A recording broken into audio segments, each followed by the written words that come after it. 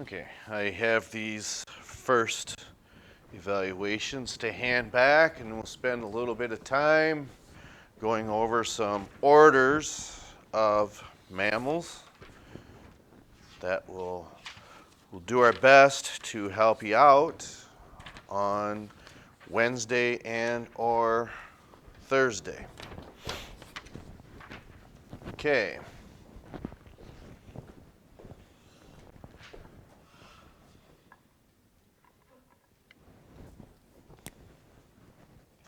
So what class is this entire chapter over?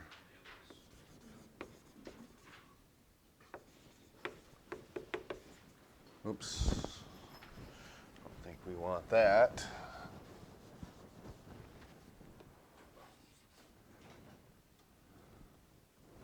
Does that show up? Yeah, that shows up all right, but we should maybe use this color instead.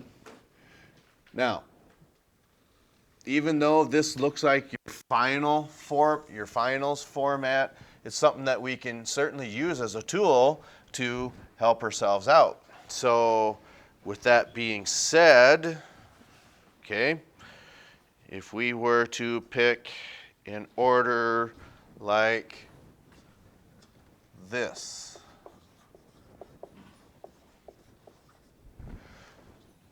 and that was on your paper that is due on Wednesday. At least I would believe Xanthara is on there.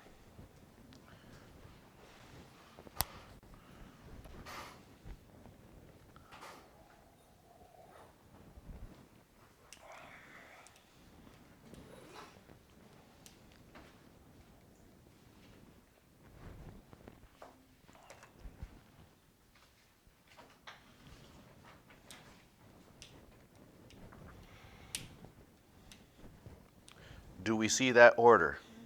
Okay. So what can you tell me if we have these done, which I'm presuming you do, but they're not due today, I understand that. So if you do have that done, what can you tell me about the order Xanthara?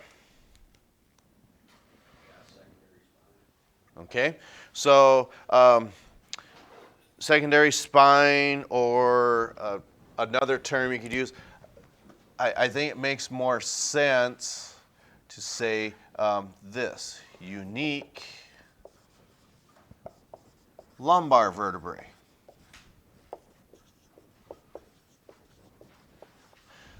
And I suppose you could say, again, secondary spine would mean the same thing, but the reason that this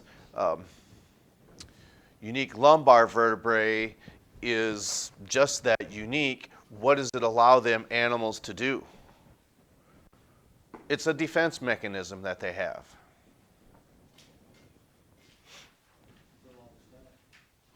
That wouldn't be so much of a defense mechanism.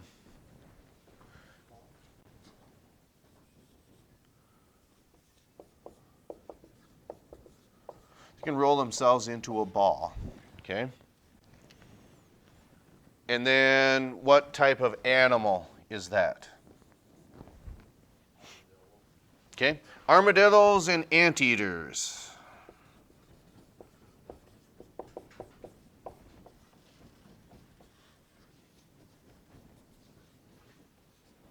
Okay.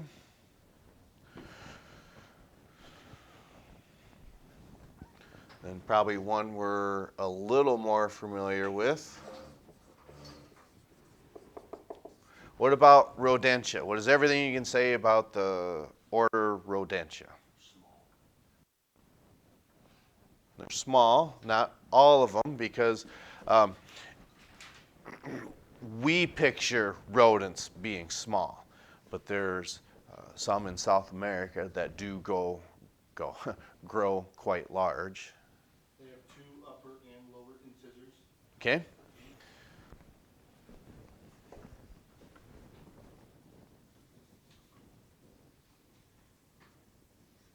So we'll just say 2 sets. I think that makes more sense.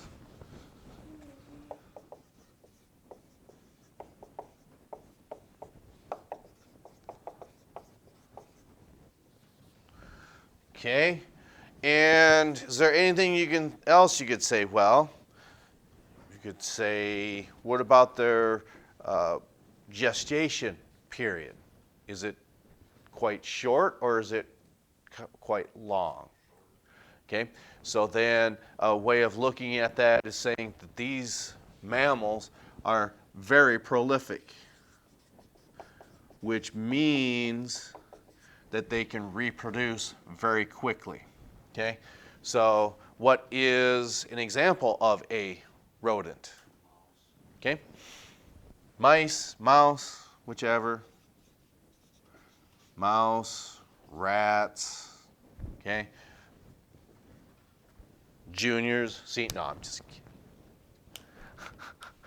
kidding. That's why I'm just seeing who's paying attention. Okay.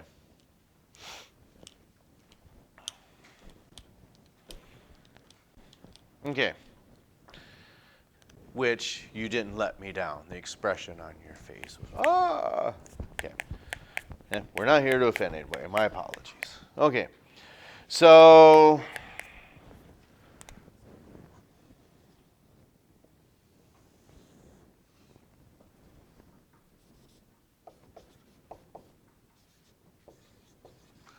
a mammal that still lays eggs, is that possible? Okay, so what order does that? Starts with an M.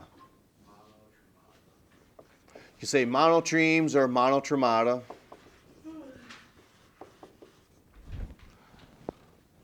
Stop that. Yawn. No, I'm just kidding. Okay.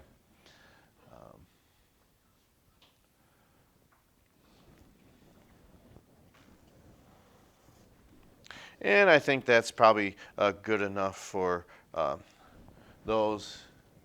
I meant to put that up here. So then what is an example of these monotremes?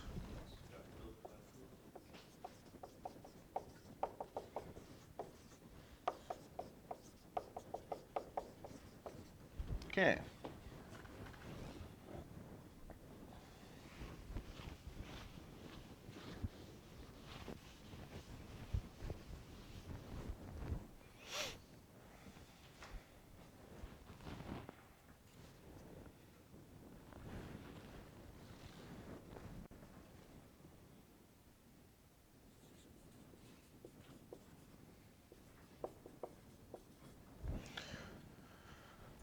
Like, for instance, a spider monkey, an ape, an orangutan. I think a lot of people say orangutans, but it's actually orangutan.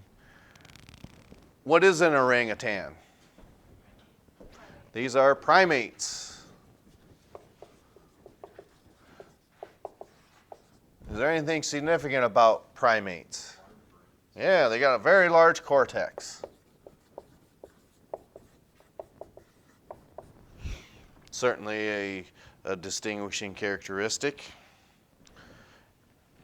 And they might be able to grab a hold of things a lot easier than other mammals. Very large. Yeah, got thumbs. But large hands, that's true, and we'll just say thumbs. That way we can say thumbs up, people.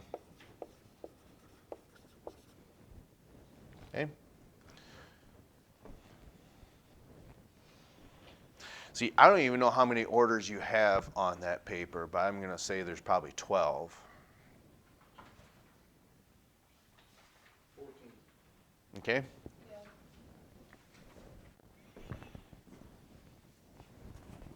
Oh, we can probably fit one in here.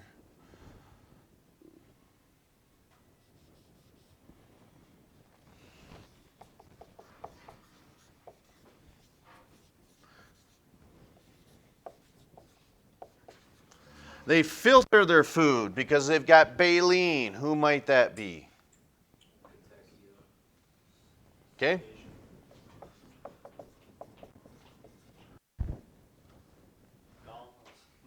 Okay?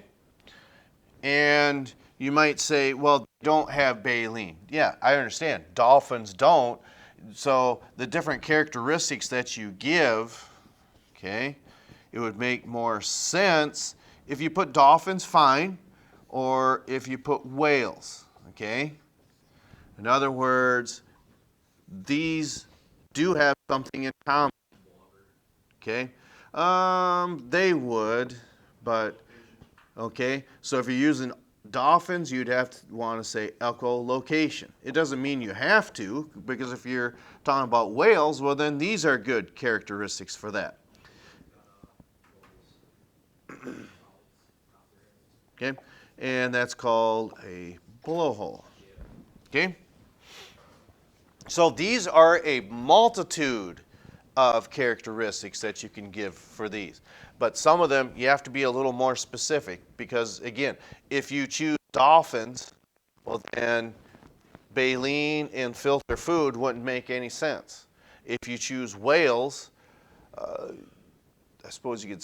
I believe the orca might do that, but regardless, they all have a blowhole, like you had mentioned, on the top of their head. Okay.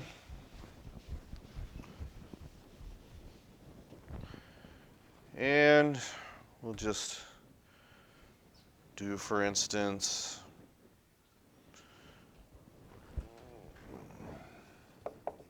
I bet this is on there. Insectivorans. Okay. So it's actually in their name. What do they prey upon? We say eat insects.